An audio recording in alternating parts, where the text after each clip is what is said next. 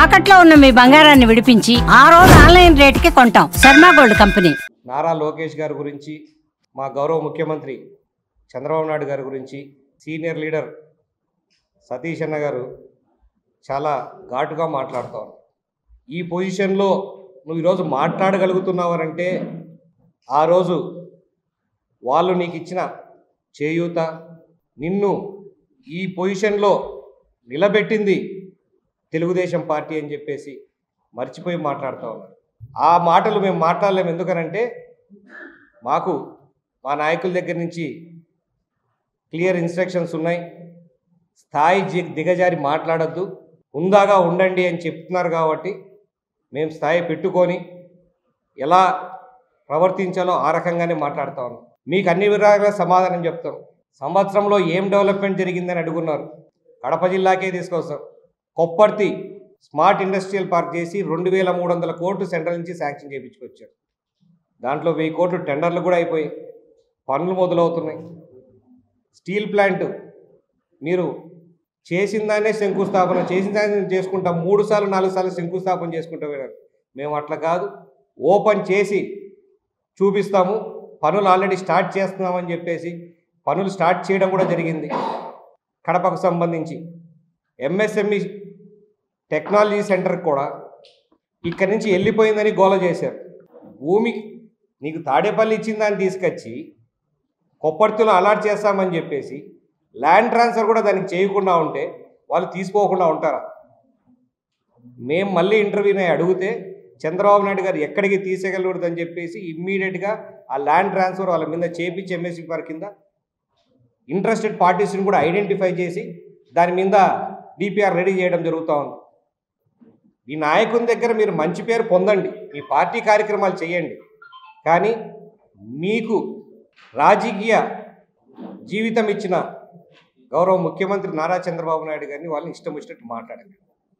మాట్లాడితే మేము ఊరుకోము, మాట్లాడితే మేము పొడుస్తాం, తిడతామనేది వద్దు. అది ఆ మాటలు అంటే మా సార్ మమ్మల్ని ఒప్పుకోవడంలా. ఏదన్నా అభివృద్ధి మీద మాట్లాడమని చెప్పున్నారు ఆ రోజు మా రవీణ వాళ్ళు. దాని మీద మాట్లాడండి, చర్చించండి. ఏదన్నా పొరపాటు ఉంటే వేలెత్తి చూపించండి, అవి పూర్తి చేస్తాం. అంతేగాని పనికిరాని మాటలన్నీ మాట్లాడకుండా మమ్మల్ని కేసులు పెడతారు, మా మీద భయపెడతారు. భయపడ్డం వైఎస్ఆర్సీపీలో కొంచెం దగ్గరగా ఉన్న వాళ్ళు భయపడడం సహజమే. ఎందుకనంటే ఆ పార్టీలో గతంలో వైఎస్ వివేకానంద రెడ్డి గారికి ఏం జరిగిందో వాళ్ళకి తెలుసు. కాబట్టి దానికి అనుగుణంగా వాళ్ళు భయపడడం సహజమే. ఆ భయాన్ని తెలుగుదేశం వాళ్ళ మీద వేస్తే ఎట్లా? మీకు భయం ఉన్నది వాళ్ళ దగ్గర నుంచి. మీరు అందుకే ఎంత జాగ్రత్తగా దూరంగా ఉండి మీరు పని చేసుకుంటారో మీకు అంత మంచిది. ఆ పార్టీలో మీరు రావాలనుకున్నప్పుడు కూడా రూలింగ్లో ఉన్నప్పుడు మిమ్మల్ని రాణించుకోకుండా మిమ్మల్ని ఎంత ఇబ్బంది పెట్టారో మీకు అవన్నీ కూడా తెలుసు. లిక్కర్ స్కామ్లు 1,00,000 కోట్లు అన్నారు, 3,500 కోట్లేనా బయట పెట్టింది అంటే 3,500 కోట్లు స్కామ్ కాదా? 3,500 కోట్లు 350 రూపాయలే అన్నట్టు చెప్తున్నారు. ఇంకా బయటికి వస్తాయి. స్కామ్లో ఉన్న వాళ్ళు ప్రతి ఒక్కరు కూడా బయటకు వస్తారు. వాళ్ళందరూ ఇంకా ఎన్ని కోట్లు వచ్చిందనేది కూడా పూర్తి చేస్తారు. ఇప్పటి వరకు తేలిన లెక్కల ప్రకారం అవి చెప్తా ఉన్నారు. పూర్తిగా బయటకు వచ్చినప్పుడు లెక్కలు తెలుస్తారు. 3,500 కోట్లు రాష్ట్రానికి నష్టం జరిగిందనంటే చాలా నష్టం జరిగినట్టు. ఏం అభివృద్ధి చెందలేదా? ఏం కావాలా? ముసలోళ్ళకు వికలాంగులకు అందరికీ పెన్షన్ పెంచుతామని చెప్పారు. 3,000 నుంచి 4,000 ఒకటేసారి చేశారు. అంతకుముందు జగన్మోహన్ రెడ్డి గారు చెప్పినప్పుడు ఏం చేశారు? సంవత్సరానికి 200, 250 పెంచుకుంటా పోతున్నారు. అట్లా కాదు కదా, చెప్పిన మాట ప్రకారం చేస్తూ ఉన్నారు.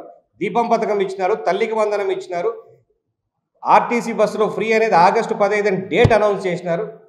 మీకు పర్సనల్ భేదాభిప్రాయాలని మీరు దూరంగా పోయారు. కానీ పార్టీకి ఏమాత్రం కూడా పార్టీలో క్రమశిక్షణ, ఎంత పెద్దటోడైనా క్రమశిక్షణ లేకుంటే దాని మీద చర్యలు తీసుకుంటారు తెలుగుదేశం పార్టీ.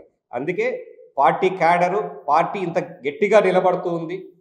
లోకల్ పార్టీ ఇన్నేళ్ల నుంచి కూడా ఒక విలువలతో కూడిన రాజకీయం తెలుగుదేశం పార్టీ చేస్తూ ఉంది. కాబట్టి మీకు విమర్శలు చేయాలంటే ఇప్పుడు కూడా చెప్పింది ఆ రోజు రైట్. తప్పులు చేస్తే, తప్పు జరిగితే ప్రశ్నించండి, కానీ నీచానికి దిగజారి ఎట్లా పడితే అట్లా మాట్లాడితే ఖచ్చితంగా దానికి తగ్గట్టు న్యాయపరమైన చర్యలు వస్తే చర్యలు తీసుకుంటాం. ఇన్ని మంచి పనులు చేస్తూ ఉంటే ఆయన చెప్పాడు, కీ ఇచ్చాడు, పోయి మాట్లాడుకుంటే వచ్చి మాట్లాడేస్తే ఎట్లా? ఎవరిని పడితే ఇష్టం వచ్చినట్టు మాట్లాడేస్తే ఎట్లా? కొంచెం విలువలు కాపాడుకోండి సతీష్ అన్న గారు. మీ అందరికి కూడా గౌరవం ఉంది. మనం అందరం నీట్గా పద్ధతిగా ఉన్న నాయకుల్లో మీరున్నారు. ఇంతకుముందు ఆ పార్టీలో చేరినప్పటి నుంచి ఆ పార్టీ యొక్క ఆ డర్టీ నేచర్ ఆఫ్ వర్కింగ్ ఆ బిజినెస్ నుంచి మీరు తప్పుకోండి అని కూడా మీకు నేను శ్రేయోభిలాషిగా ఒక చిన్న సలహా ఇస్తా ఉన్నాను. అట్లా కలిసి రండి, కానీ పర్సనల్గా అటాక్ చేయాలని అనుకుంటే మాత్రం మీరు ఫ్యూచర్లో చాలా ఇబ్బంది పడతారని చెప్పి కూడా తెలియజేసుకుంటా ఉన్నాను. Thank you. ఎందుకు అంత భయపడుతున్నాడు దాని మీద? తప్పుడు కేసులు పెట్టేది చెప్తున్నా, ఇప్పటి నుంచి కూడా కాదు. 2009లో మేమే పార్టీ మారామని చెప్పేసి ఎలక్షన్ రోజు అప్పుడు మీ నాన్నగారు సీఎం వైఎస్ జగన్మోహన్ రెడ్డి గారు మా మీద కూడా కేసులు పెట్టారు. ఆ కేసులు ఇప్పుడు మేము తప్పుడు కేసుల మీద మేము ఇంకా అనుభవిస్తూ ఉన్నాం. ఆ సంస్కృతి మీది. తప్పుడు కేసులు అన్న సంస్కృతి కేవలం వైఎస్ఆర్ పార్టీకి సంబంధించిన వాళ్ళది మాత్రమే. దాంట్లో జగన్మోహన్ రెడ్డి గారు పిహెచ్డి డాక్టరేట్ డబల్ పిహెచ్డీలు కూడా చేస్తున్నాడు. ఎలా తప్పుడు కేసులు పెట్టాలని చెప్పే దాంట్లో ఆ ఆలోచన వేరే ప్రభుత్వాలకు ఉండదు. స్పెషల్గా చంద్రబాబు నాయుడు గారు అనేవారు ఇలాంటి దరిద్రమైన అలవాటు చెయ్యరని చెప్పేసి కూడా మీకు తెలియజేసుకుంటాం.